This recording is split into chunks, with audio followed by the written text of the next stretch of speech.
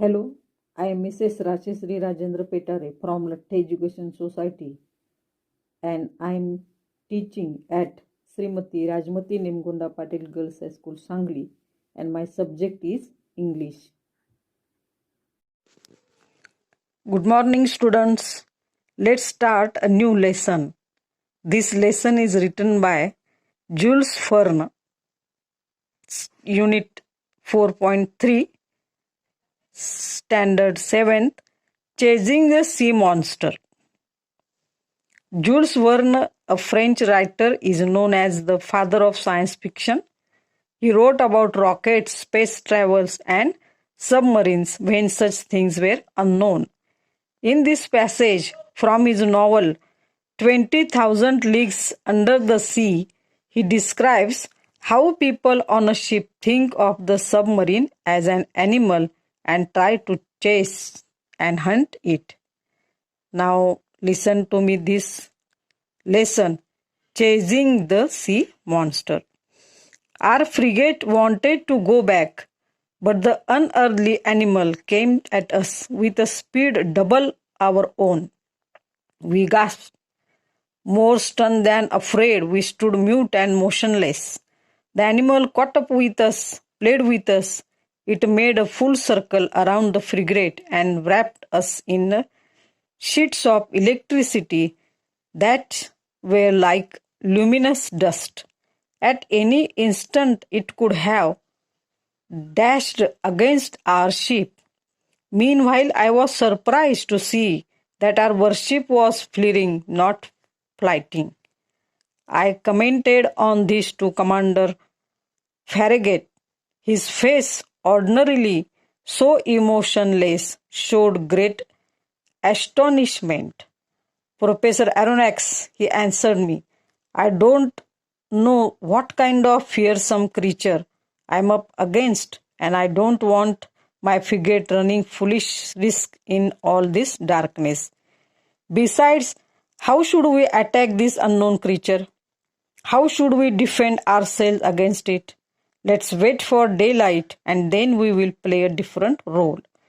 The whole crew stayed on their feet all night long. No one even thought of sleeping. Unable to compete with the monster's speed, our frigate, the Abraham Lincoln, slowed down. For its part, the animal mimicked the frigate, simply rode with the waves, but did not leave the field of battle. However, near midnight, it disappeared, or to use a more appropriate expression, it went out like a huge glowworm. Had it fled from us? We didn't know and were filled with fear and hope at the same time. But at 12:53, a deafening hiss could be heard, resembling the sound made by a water spouts expelled with tremendous intensity. By then, Commander Farragut, Ned Land, and I were on the after deck, peering eagerly into the darkness. Tell me, Ned Land, isn't that the noise citizens make when they spurt water from their blowholes? The very noise, sir, but this one's way louder, so there can be no mistake. There is definitely a whale lurking in our waters. Near 2 o'clock in the morning, the core of light reappeared 5 miles away from the Abraham Lincoln. We stayed on the alert until daylight, getting ready for action. Whaling gear was set up along the railings. Our chief officer loaded the blunderbusses, which can launch harpoons as far as a mile, and long duck guns with exploding bullets that can wound and kill even the most powerful animals. Ned Land was contact to sharpen his harpoon, a dreadful weapon in his hands. At 6 o'clock, day began to break, and with the dawn's early light, the animal's electric glow disappeared. At 7 o'clock, a very dense morning Mist spread around us. Our best spy glasses were unable to pierce it. The outcome disappointment and anger. At 8 o'clock, the mist rolled away, and the horizon grew wider and clearer. Suddenly, Ned Land's voice could be heard. There is the thing in question. Astern to a port, the harpooner shouted. Every eye looked toward the point indicated. There, a mile and a half from the frigate, a long blackish body emerged a meter above the waves. Queerly, violently, its tail was creating a considerable current. Quivering, the crew were waiting impatiently for orders from their leader. The latter, after carefully observing the animal, ordered the engineer to sail full stream towards the animal. 3 cheers greeted this order. The hour of battle had sounded. A few moments later, the Abraham Lincoln headed straight for the animal. Unconcerned, the latter let us come nearer. It got up a little speed and kept its distance. This chase dragged on for about 3/4 for an hour without the frigate getting any closer to the sea animal. At this rate, it was obvious that we would never catch up with it. The Abraham Lincoln gathered speed, but so did the animal. This went on for the next hour. The Abraham Lincoln was now speeding so much that its masts trembled down to their blocks. What a chase! No, I can't describe the excitement that shook my very being. Ned Land stayed at this post, harpoon in hand. Several times the animal let us approach. Then, just as the harpooner was about to strike, the cetacean would steal off swiftly.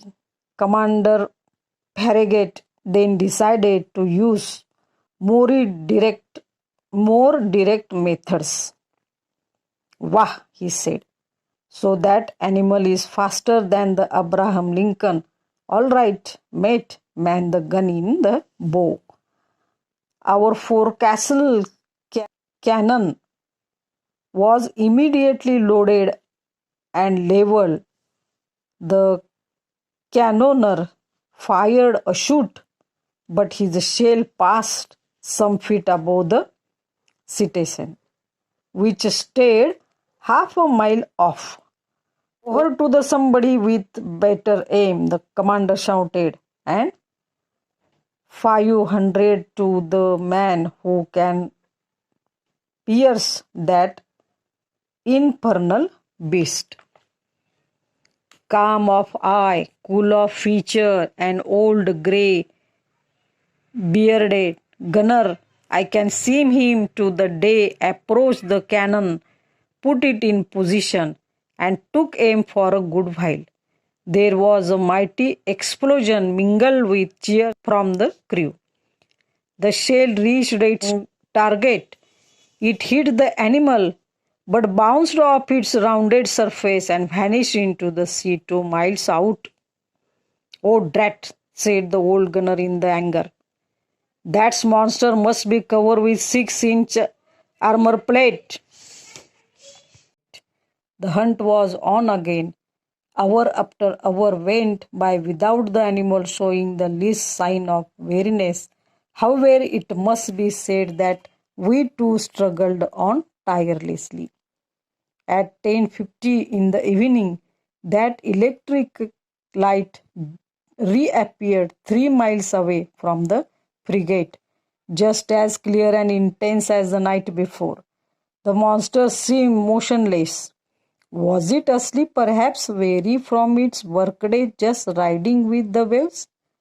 This was our chance, and Commander Farragut decided to take full advantage of it. He gave his orders. The frigate approached without making the sound, stopped 2 cable lengths from the animal. A profound silence reigned over the deck. We were not 100 feet from the blazing core of light, whose glow grew stronger and dazzled the eyes.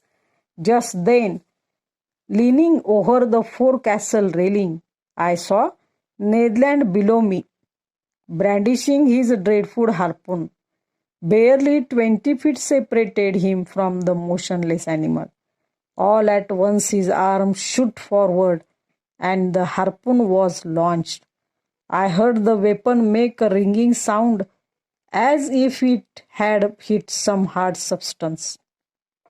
The electric light suddenly went out, and 2 enormous waterspouts crashed onto the deck of the frigate, racing like a torrent from one end of the ship to the other, toppling crewmen, breaking spare masts and yardarms from their lashings. A hideous collision occurred and thrown over the rail with no time to catch hold of it. I was hurled into the sea. This lesson is adapted from 20,000 Leagues Under the Sea by Jules Verne. Okay, thank you.